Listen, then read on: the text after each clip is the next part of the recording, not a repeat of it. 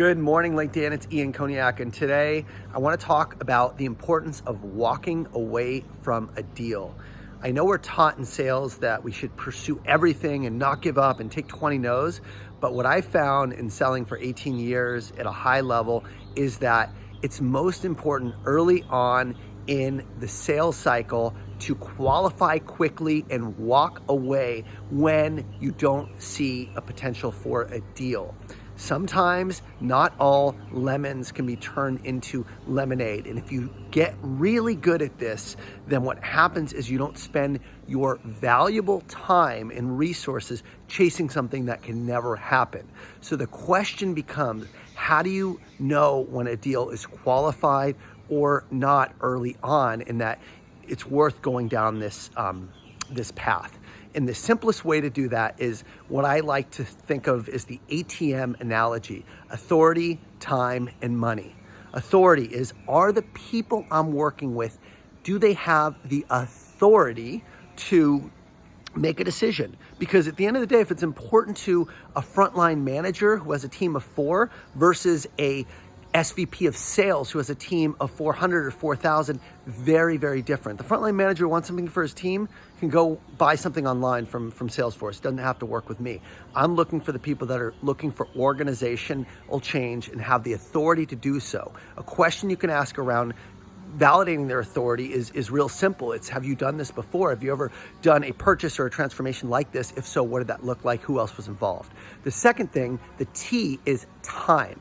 Time means this is really important on their timeline. You have quantified when they want to get this done, why it's important to hit that. You want to have some type of compelling event or some reason. Maybe it's a competitive contract that's expiring. Maybe it's a compliance deadline that they have. Maybe it's a renewal coming up, but you need to have a timeline established up front as to when they want to get it done. And the last M is obvious, and that's money, right? Do they have the budget authority?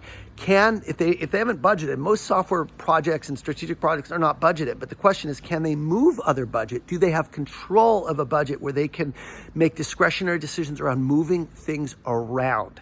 And if they do, typically they will find money, right? Because companies budget a year in advance, but they don't allocate, all of the line items exactly how they were planned out a year ago, right? They'll move things around based on priorities. If something comes up, if there's a big issue that's going to be a risk, they're going to spend money. If they have a data breach, for example, they're going to push money around protecting their customers and resolving that, even if that's not something they budgeted for. So I am really, really, bullish on time and the value of time, because that's our greatest asset. So if we're spending time chasing deals that are not qualified, that truly don't have a potential, and you also know this because they're not going anywhere. If the deals aren't moving and it's been months, time maybe to cut your losses, go above the person. But at the end of the day, if they don't pass the ATM test, then they're not going to deliver the money. You go to the ATM, you push a few buttons, the money comes out. Same thing in sales, right? Authority, time, and money.